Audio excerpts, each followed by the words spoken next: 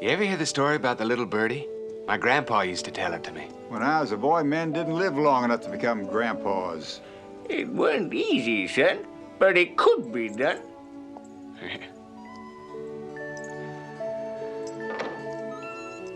There was this little birdie who didn't even know how to fly yet.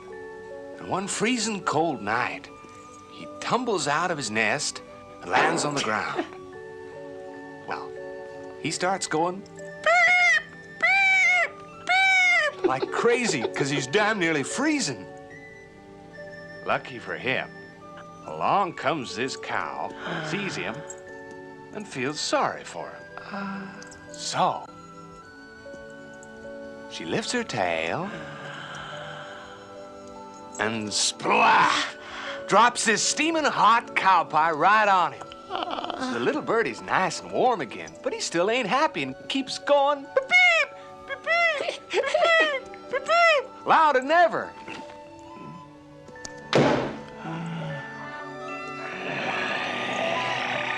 A mean old coyote hears him and comes a-running. He reaches out a paw and pulls him out of the cow pie. He brushes the dirt off him real nice. And then...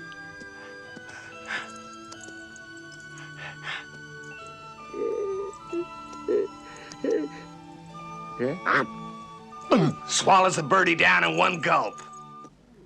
Grandpa said there was a moral there, but you had to figure it out for yourself.